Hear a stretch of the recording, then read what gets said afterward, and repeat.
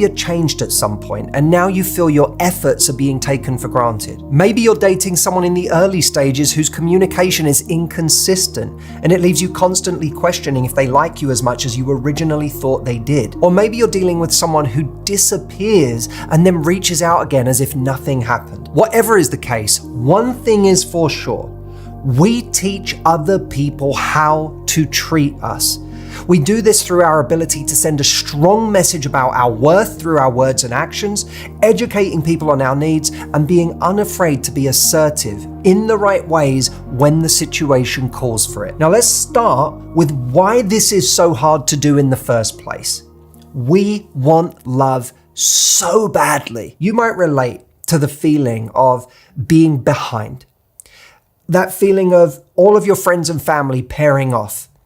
That feeling of, I don't know if this is ever going to happen for me, and yet it feels like it's the most important thing in the world. And when we're coming from this place of scarcity about it happening, we attach hard to any hope we get from someone who likes us. And when we do that, it makes us liable to reward the wrong behavior, because someone can disappear, be inconsistent, treat us poorly, and the only thing we really care about is holding on to them. That makes us a target for the wrong types of people. And as long as we prioritize finding someone over our own well-being, we run the risk of never actually learning from our mistakes. Instead of meeting someone and seeing some behaviors we don't like or appreciate, and then saying to ourselves, oh, I've seen this before, I'm not going to let this happen again, we think to ourselves, it's another chance. I have to take it. So you end up meeting the same person over and over again, just with a different name. One of the ways to solve this is to stop showing up in our love lives obsessed with whether we can get someone or not and how to get someone, and to start showing up in ways that make us proud. Saying no where appropriate, standing up for ourselves where appropriate, taking risks even though we know we might get hurt, but being proud of ourselves for taking the risk in the first place. Because when we start making ourselves proud, we start liking ourselves more.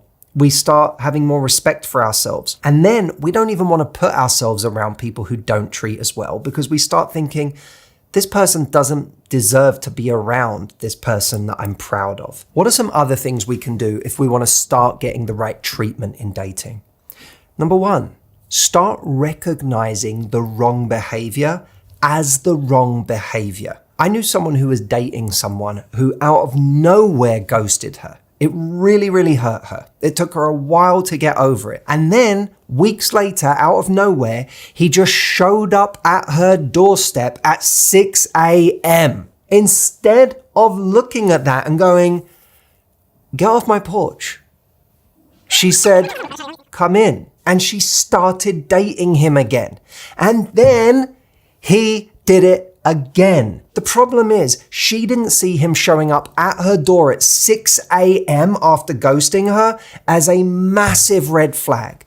She chose to see it as a romantic gesture. Many of us who keep ending up with the wrong people could stand to be a little less romantic and a little more discerning. When someone suddenly comes back to us and says, I miss you, it feels romantic. But it's much more powerful if someone came back and said to us, hey, I'd love to meet up for a coffee and talk about the way I behaved. We routinely confuse what feels romantic with what signifies a good teammate.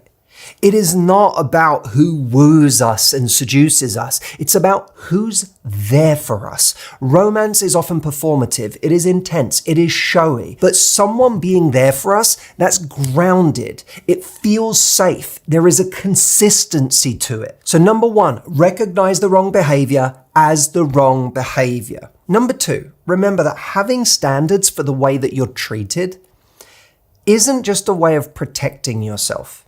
Standards can actually create attraction. We get so preoccupied with the idea of standards being a defensive act, a way of protecting ourselves, that we don't realize the extent to which standards actually serve as an offensive act. Just having a standard actually can change how attracted someone is to you. It can change how hard someone tries. So this is what I mean by standards aren't just playing defense. They're actually playing offense. They're actually a tool to create more attraction. So you should feel very empowered about being someone who has standards. We get very obsessed in life with whether someone likes us, and that's natural. Most of us have a people-pleasing streak. We want to be liked. Our ego gets into the equation. But do they like me is often not the right question. The better question is, do they respect me? And while standards don't create compatibility, you can have standards and still realize you're not right for each other. Standards do equal respect. Now, here's the catch. When we do something that gets us respect from someone, it can initially make them like us less, or at least get annoyed with us. It can create friction. And when there's tension, when there's the friction of us doing something that gets us respected, it can feel like someone doesn't like us. But if we're willing to choose being respected over being liked, what we'll come to realize is that respect leads to admiration. Admiration leads to someone wanting to be liked by you. It flips the script. While we're on this subject, it is worth saying there is no relationship on earth where you are not going to have to speak your standards. Not once, but over and over again. Matthew AI is designed to help you know what to say and what to do in all of these situations. The right advice in the right moment can mean the difference between losing someone, getting stuck in a really toxic situation for too long and wasting your time, or finally creating the healthy, loving, committed relationship you have always wanted with someone. And Matthew AI's advice is not generic. It's built on 18 years of my courses, my content, my speeches. So when you get Matthew AI's answer, you're getting my answer. The great news is that right now we have a Black Friday offer on Matthew AI where I am giving it to you for 2 weeks for free on a trial. You can cancel your trial at any time, but this is an extraordinary time to get on board with Matthew AI. You can use it as much as you want in those 2 weeks. See what it does for you. Go try it. askmh.com is the link to go and get that Black Friday offer. It is only available until December the 3rd. Back to the video. The third point I want to make about standards is that to some extent, people get away with what they can. It's a matter of people taking their cues from us. We can either be the person who goes through life expecting the bare minimum, training people to give us the bare minimum, or the person who goes through life expecting people's best and training the situation to give us their best. Don't you have the friend that you can be a little late for or a lot late for and it doesn't really matter? And then the friend who you can't be late for? What's the difference? The difference is the cues they give you about how much punctuality matters to them. So it is not just a matter of good people and bad people in dating.